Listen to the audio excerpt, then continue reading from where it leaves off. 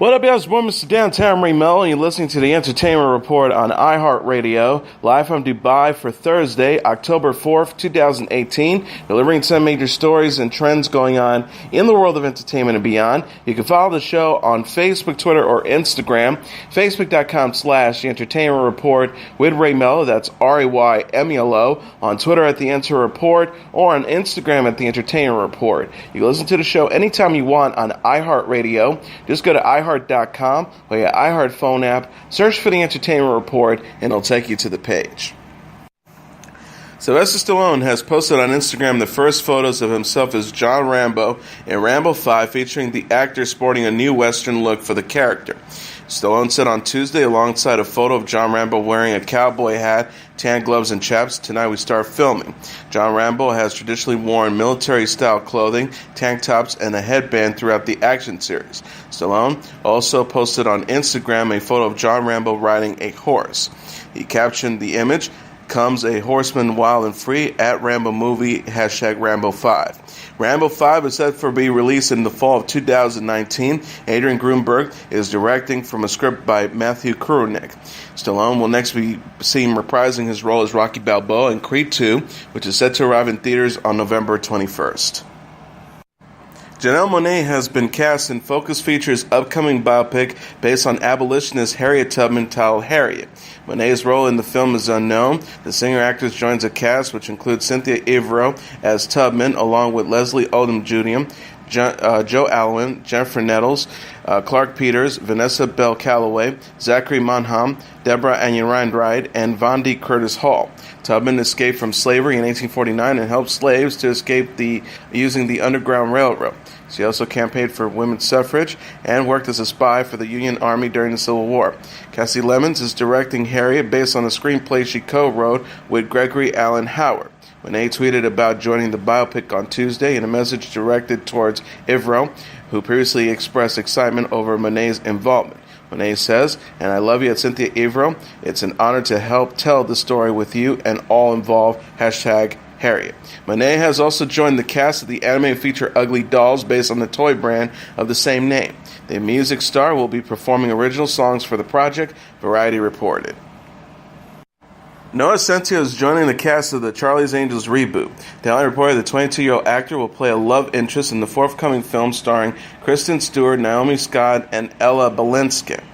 The new movie is being directed by Pitch Perfect 2 helmer Elizabeth Banks. Variety says Banks co-wrote the latest draft of the script with Jay Basu, based on an earlier version by Craig Mazin and Selmy Chelas. Charlie's Angels originated as a TV series that aired on ABC from 1976 to 1981. The show inspired the movies Charlie's Angels 2000 and Charlie's Angels Full Throttle 2003, which starred Cameron Diaz, Drew Barrymore, and Lucy Liu. Centineo confirmed his casting in an Instagram post Wednesday. The movie is filming in Berlin, Germany. He wrote, "Berlin, Charlie's Angels, shorts, I'm ready for you, photo credit at Mia Mitchell." Centineo is known for starring in the Netflix movies To All the Boys I've Loved Before and Sierra Burgess is a Loser. He also plays Jesus Adam Foster on the Freeform series The Fosters.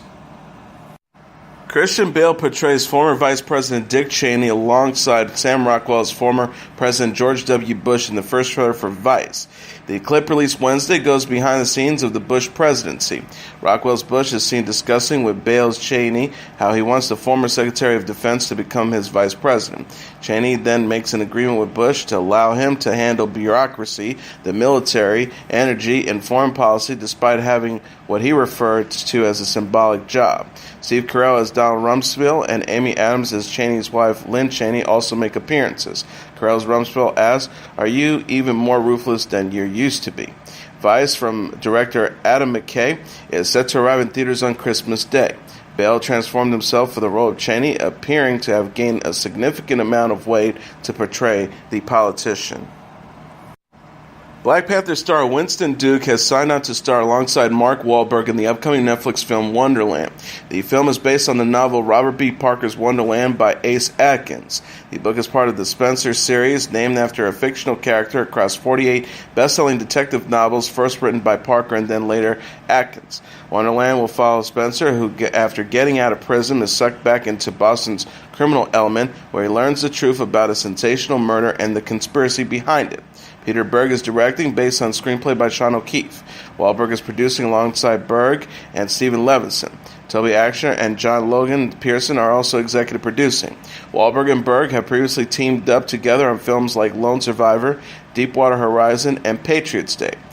Duke is best known for portraying M'Baku in Marvel's Black Panther. He reprised the role in Avengers Infinity War. Brooklyn Nine-Nine star Chelsea Peretti will leave the show in Season 6. The 40-year-old actress announced in a tweet Wednesday that she will leave the series partway through the new season. Peretti wrote, "Hi, Chelsea Peretti here. I won't be doing a full season of Brooklyn Nine-Nine in Season 6, but that doesn't mean I won't ever be back. Winky face emoji, heart emoji." She added, "I want to thank you for the hours you spent watching Gina be Gina, confident, idiotic but smart, pithy, and infused with rhythm and cell phone radiation. It's hard for me to know exactly what to say." Peretti attached and highlighted parts of Shameless star Emily Rumson's goodbye to fans, explaining it was hard to know what to say. Rumson wrote in August while announcing her departure from Shameless after 9 seasons, "I will always be rooting for my family. Try not to think of me as gone, but just think of me as moving down the block." Brooklyn Nine-Nine co-creator Dan Gore addressed Peretti's departure Wednesday on Twitter.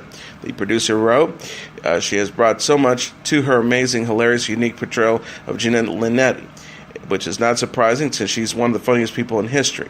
She added, "We have tried really hard to create a storyline for her departure that lives up to a character who can only be described as the human embodiment of the 100 emojis. While it's sad to see a member of the family leave, we're so proud of Chelsea and excited for what she does next." Brooklyn Nine-Nine was canceled in May following a 5-season run on Fox, but was subsequently picked up for a 6th season by NBC.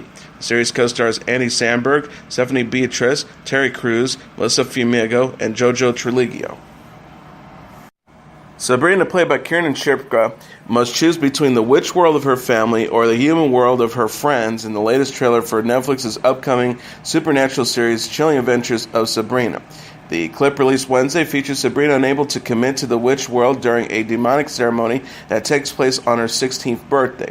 Sabrina deals with the consequences of her decision as she encounters a number of dark horrors, including the appearances of demons and vengeful magic users. Sabrina's boyfriend Harvey, played by Ross Lynch, Aunt Zelda, played by Miranda Otto, and Aunt Hilda, played by Lucy Davis, also appear as the trailer explores the show's setting of Greendale, a town that Sabrina says always feels like Halloween. Chilling Adventures of Sabrina, based on the Archie Comics horror series of the same name, is set to arrive on Netflix with 10 episodes on October 26. Richard Coyle, Tati Gabrielle, Michelle Gomez, Chance Perdomo, and Bronson Pinchot also star. Netflix has adapted the beloved fantasy series The Chronicles of Narnia. The company announced plans Wednesday to develop a new TV series and film projects based on the C.S. Lewis novels. Netflix Chief Content Officer Ted Sarandos said in a statement, according to Variety, C.S. Lewis's beloved Chronicles of Narnia stories have resonated with generations of readers around the world. Families have fallen in love with characters like Aslan and the entire world of Narnia, and we're thrilled to be their home for years to come. Deadline said Netflix will team with Entertainment One on the new projects. Mark Gordon, Douglas Grisham, and Vincent Sieber will serve as executive producers of the TV series and producers of the film. Lewis's stepson, Douglas Grisham, said, "It's wonderful to know that folks from all over are looking forward to seeing more of Narnia, and the advances in production and distribution technology have made it possible for us to make Narnian adventures come to life all over the world." He also added, "Netflix seems to be the very best medium with which to achieve this aim, and I'm looking forward to working with them towards this goal." The Chronicles of Narnia consisted of 7 books which were published in the 1950s. The first 3 novels, The Lion, the Witch, and the Wardrobe, Prince Caspian, and The Voyage of the Dawn Treader were adapted as Sony movies in the 2000s. Lewis died at the age of 64 in 1963. Abby Lee Miller turned 51 years old this week amid her ongoing cancer battle. The television personality shared photos Tuesday on Instagram after celebrating her birthday with family and friends at Buca di Beppo restaurant Monday in L.A. She captioned a photo with dancer Mark Mesner and producer Tony Zelznick. Had such a great time at my party at Buca de Beppo. I hope you did it too. Thank you for sharing in my celebration and for all the great, beautiful gifts. Several of Miller's former Dance Mom students, including Jojo Suya and singer Mackenzie Soul, also attended the party. Miller wrote, I was showing off my summer tan, posing with the two fairiest people in Cali. Which one of us is the fairest of them all? It's Jojo Siwa and Mackenzie Soul. E-News says Miller and her guests enjoyed chicken marsala, raviolo al pomodoro, and other Italian dishes. So it says Siwa honored Miller with the speech, while Soul serenaded the TV personality with a special song. Miller was diagnosed with Burkitt lymphoma, a type of cancer, after emergency spine surgery in April. She updated fans in July after getting 52 staples in her back following an operation. The star wrote, after the second surgery, my back is finally on the mend. I just wish the top section and bottom would hurry along too. Miller came to fame on the Lifetime series Dance Moms. She was released from prison in March after serving time for bankruptcy fraud. CBS News correspondent Bianca Golodryga is joining CBS This Morning as the new co-host. The 40-year-old journalist said in a tweet Wednesday that she's beyond thrilled to host a show with Gayle King, Norah O'Donnell, and John Dickerson. Golodryga captioned a group photo with her co-hosts. I'm beyond thrilled to be joining my fabulous colleagues at Gayle King, at Norah O'Donnell, and at Jay Dickerson as the co-host of At CBS This Morning. She also added, I'm looking forward to the exciting road ahead at CBS News with the best news team in the biz. Hashtag news is back. CBS says Golodryga began her duties Wednesday and will be based out of New York. Her expertise includes financial issues and Russian political matters. Executive producer Ryan Cadro says, in the last year, Bianca has become a tremendous asset to all of us at CBS This Morning. She's a superb broadcaster and journalist, and we look forward to having her at the table or reporting in the field every day. CBS News President David Rhodes added, we're so fortunate to have her curiosity and global perspective on every broadcast of CBS This Morning. Golodryga joined CBS News as a correspondent in 2017. She previously served as a weekend co-anchor on Good Morning America from 2007 to 2014 and as a news and finance anchor for Yahoo News. Danny McBride's new comedy project about a televangelist family titled The Righteous Gemstones has received a series order from HBO. John Goodman will star in the series as Eli, the patriarch of the Gemstone family, who has built an empire through his ministry and television show. McBride, who created the series, will be seen as Eli's oldest son, Jesse, who is expected to take his father's place and who hopes to modernize the ministry. Eddie Patterson and Adam Devine will star as Eli's other children, Judy and Kelvin, respectively. The Gemstone family is described as having a long history of deviance, greed, and charitable work, all done in the name of Jesus Christ. McBride posted on Instagram Tuesday a family photo of the Gemstones featuring himself, Goldman, Patterson, and Devine. He says, meet the Gemstones. They are the world-famous televangelist family, and they are coming soon to HBO. McBride is executive producing the show alongside Jody Hill and David Gordon Green. Cassidy Freeman, Tony Calvaro, Tim Baltz, and Greg Allen Williams round out the rest of the cast. The Righteous Gemstone is McBride's third series at HBO following Eastbound and Down and Vice Principals. Producer and director Brett Ratner dropped his defamation lawsuit against a woman who accused him of rape after she said her memory of the alleged incident is not clear. In a Facebook post written in October 2017, Melanie Culher accused Ratner of raping her 12 years prior. She says Ratner preyed on me as a drunk girl and forced himself upon me. Ratner strongly denied the allegations and filed a defamation lawsuit against Culher in a federal court in Hawaii. The lawsuit sought punitive damages and reimbursement of legal costs. But on Tuesday, Culler's attorney, Roberta Kaplan, said Culler's memories of the incidents are cloudy and unclear, according to Deadline. Kaplan says, I have been honored to represent Melanie Culner, and we are pleased that Mr. Ratner agreed to dismiss this case. Cases like this are very difficult, especially when the events happened more than a decade ago, and memories are cloudy and unclear. The public conversation about this case has become very painful for Melanie. This results will allow Melanie to move on with her life and spend more time with her family. Kaplan, the co-founder of the Times Up Legal Defense Fund, added, "This is a win for women everywhere. We're proud of our client who stood by her statement and stood up for herself in court and appreciate Mr. Ratner dismissing this case." Ratner's attorney, Andrew Brettler, told The Hollywood Reporter that no money was exchanged in a settlement prior to dropping the lawsuit. Brettler says, "I'm happy that the matter has been resolved." Prince Harry and Meghan Markle are visiting their namesake county of Sussex as a couple for the first time. The Duke and Duchess of Sussex met with students and other well-wishers during their official royal visit Wednesday in England.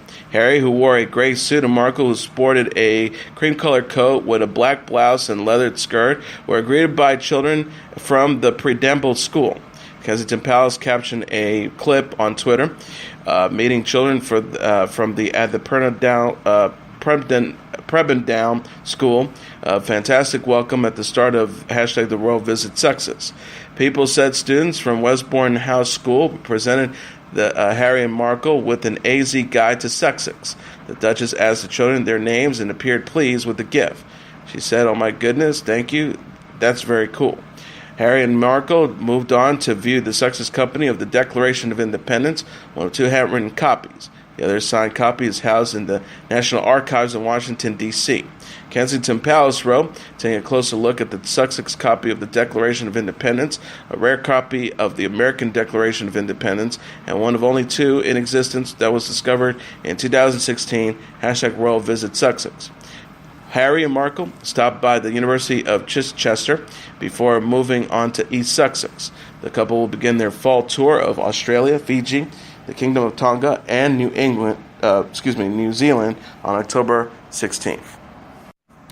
Jamie Dornan says he plays golf with fellow celebrity heartthrob Niall Horan. The 36-year-old British actor discussed Horan on Wednesday's episode of The Ellen DeGeneres Show after teaming up with the 25-year-old Irish singer at the Ryder Cup last week. He explained to host Ellen DeGeneres, "We were representing Europe. They had this celebrity match thing before the main event. Niall and I, we won our match. We beat Michael Phelps and Nick Jonas." The 50 Shades star, he has over 20 years of experience, while Horan has youth on his side. Dornan says, "I'm okay. I should be better. I've played for over 20 years, but it's tough with time and kids. I wish I was better." He added, "Niall's younger than me, obviously, so he's got that. I've got 14 years on him and something." Horan said in a tweet on September 26 that he had fun with Dornan at the tournament. He wrote, "Had a great laugh playing alongside Dornan against Michael and Nick yesterday at the Ryder Cup. We won our game and played some good stuff. Now it's over to the boys at Ryder Cup Europe to take that trophy back. Come on, Europe." The One Direction singer later said the tournament was an unforgettable experience. He wrote, "Well, that was one week I'll never forget. So happy for everyone at the Ryder Cup Europe." Dornan is known for playing Christian Grey in the 50 Shades movies, which concluded with 50 Shades Freed this year.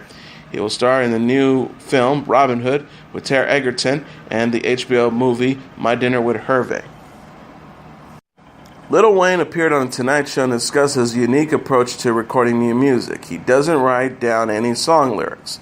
The rapper told Tuesday to host Jimmy Fallon about how he freestyles the lyrics to his songs when he goes into the studio. He says, "I just go in there and what I was feeling that day is how it goes." He continued by saying about his recording process, "It's always a different trigger, meaning sometimes it might be someone else's song or maybe a feature. They already had that subject, so I just stick to the subject. If it's mine, if the music is what it is, I go off with the music." He says, "If I had a subject already on my mind, something that was bothering me, or some verse that had been rhyming too long and I didn't see a mic yet, there it is." Wayne joked about how the Tonight Show staff wrote down lyrics for one of his songs so that he could study it before performing. Fallon showed a photo of Wayne reading lyrics from a paper on stage during rehearsal. Wayne also told Fallon that he skateboards to clear his mind. The hip-hop star took to the stage to perform a song, Dedicate, with help from the Tonight Show band The Roots. Wayne's latest album, The Carter 5, was released on Friday following a long delay. Billy Corgan is giving fans a first glimpse of his newborn daughter. The 51-year-old musician took to Instagram Tuesday after welcoming a baby girl, Philomena Clementine, with his girlfriend, 25-year-old fashion designer Chloe Mendel. Corgan shared a photo of Augustus Jupiter, his 2-year-old son with Mendel holding his younger sister. He referenced the family pet dogs and cats in the caption. The Smashing Pumpkins frontman wrote, "Please welcome Philomena Clementine Corgan, the latest addition to our family, pictured here with her brother Augustus Jupiter. This makes 8, counting Chloe, Angel Face, Diamond Baby, Chin Chin, Ling Ling, and yours truly." He added, "I'm so lucky to have a great partner in at Chloe Mendel, who juggles raising our son, pregnancy with Philomena, whilst building her fashion line at Maison Atatia, and navigating my being gone so much with SP in 2018. Oh, and then there's wrestling. What a year." Mendel, the daughter of fashion designers Giles Mendel and Jenny Mew, posted the same picture on her own account. She wrote, "Our dumplings at William P. Corgan, love." Corgan and Mendel started dating after meeting at a dinner party in 2012. The couple said in the summer-fall issue of Pause Chicago's magazine that they integrate parenthood with their respective careers. Mendel says, "I love how my parents include me in their day-to-day lives, and I want Augustus to experience that with me. One isn't exclusive to the other." She also added, "We're very family-oriented, and I love that Augustus can be part of my work life and his father's. Not many babies go to fabric stores in the day, then music studios at night." Corgan and the Smashing Pumpkins will release the album Shiny and Oh So Bright Volume 1 LP, No Past, No Future, No Sun, in November. Mendel heads the fur brand Maison Atia. Blake Shelton is celebrating girlfriend Gwen Stefani's 49th birthday. The 42-year-old country star marked the occasion Wednesday by dedicating a sweet post to the singer on Instagram. Shelton shared a sexy photo of Stefani wearing a crop jacket and yellow shorts. He couldn't help but gush about the former voice coach in the caption.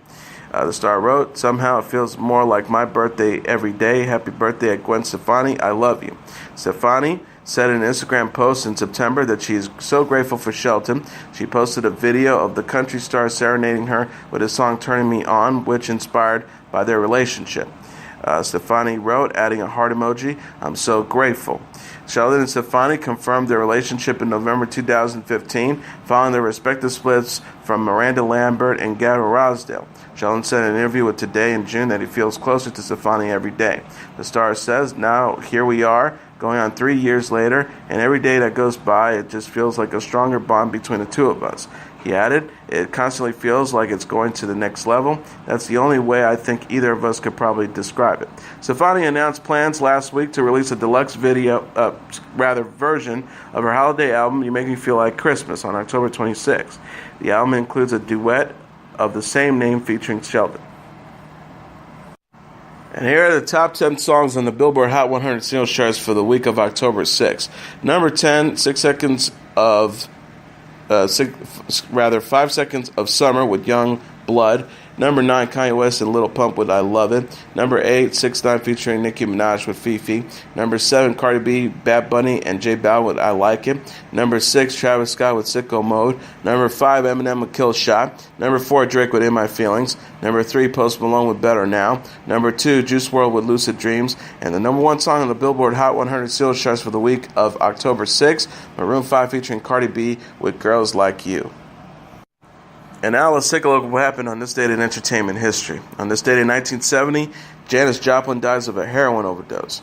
In the summer of 1966, Janis Joplin was a drifter. 4 years later, she was a rock and roll legend.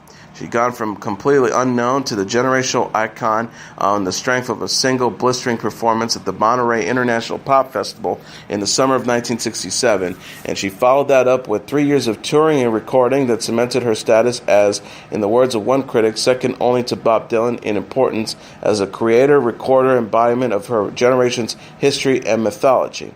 Born in Port Arthur, Texas in 1943, Joplin made her way to San Francisco in 1966, where she fell with a local group called Big Brother and the Holding Company.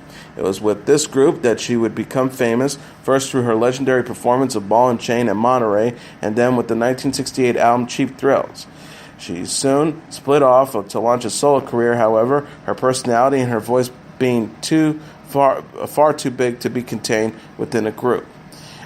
She once said, in comparing herself to one of her musical idols, "I'd rather not sing than sing quiet. Billie Holiday was subtle and refined. I'm going to shove that power right into you right through you, and you can't refuse it. But if sheer abandon was Janis Joplin's vocal trademark, she nevertheless always combined it with the musicality and authenticity that lent her music with a great deal more soul than much of what the psychedelic era produced. But it was never just music or the passion she displayed in performing it that made Janis Joplin an icon. It was no-holds-barred gusto with which she lived every other aspect of her life as well. Far from being an empty cliche, sex, drugs, and rock and roll was a revolutionary philosophy to many in the late 1960s, and Janis Joplin was its leading female exponent. Her string of romantic conquests ranged from Chris Christopherson to Dick Cavett. Her drug and alcohol consumption was prolific, and the rock and roll she produced was timeless, from Piece of My Heart, Get It While You Can, and Mercedes-Benz, and her biggest pop hit, Me and Bobby McGee. In the autumn of 1970, Janis Joplin was in Los Angeles putting the final touches on the album that would prove to be the biggest hit of her career, Pearl. She did not live to see the album's release, however. On this day in 1970, she died of an accidental heroin overdose and was discovered in her Los Angeles hotel room after failing to show for a scheduled recording session. She was 27 years old. Also on this date in 1990, Beverly Hills 90210, a TV drama about a group of teenagers living in upscale Beverly Hills, California, debuts on Fox. It would eventually become one of the top-rated shows on the new Fourth Network, which launched in 1986. Created by Darren Star and produced by Aaron Spelling, the show turned its relatively unknown cast of actors, including Luke Perry, Jason Priestley, and Tori Spelling, Aaron's daughter, into household names. It also tackled a number of topical issues ranging from domestic abuse to teenage pregnancy to AIDS, and paved the way for other popular teen dramas, including Dawson's Creek and The O.C. Beverly Hills 90210 originally centered around Brenda, played by Shannon Doherty, and Brandon Walsh, played by Priestley, middle-class high school-age twins from Minnesota who relocate to the ritzy Beverly Hills with their parents. The Walshes attended the fictional West Beverly Hills High School, along with bad boy Dylan, played by Perry, popular blonde Kelly, played by Jenny Garth, rich kid Steve, played by Ian Ziering, Virgin Donna, played by Spelling, and nerdy David, played by Brian Austin Green. Over the course of the show's 10 seasons, the characters became entangled in numerous love affairs, graduated from high school, and moving on to college and careers. The show was the biggest hit for the screenwriter and producer Darren Star, who went on to create the 90210 spin-off Merrill's Plays, which originally aired from 1992 to 1999, and the popular HBO series Sex and the City, which originally aired from 1998 to 2004. Aaron Spelling, who died in 2006 at the age of 83, was one of the most prolific producers in the history of television. Spelling's credits include The Mod Squad, Charlie's Angels, Dynasty, Starsky and Hutch, The Love Boat, Fantasy Island, and Seventh Heaven. The final episode of Beverly Hills 90210 aired on May 17, 2000. The new version of the show, titled 90210, premiered on September 2, 2008. The show follows a Kansas family who moves to Beverly Hills. Of the original Beverly Hills 90210 cast, Jenny Garth reprised her role as Kelly, now a guidance counselor at West Beverly Hills High, while Shannon Doherty has guest starred as Brenda, who has become an actress. And that is your entertainment report for Thursday, October 4th, 2018.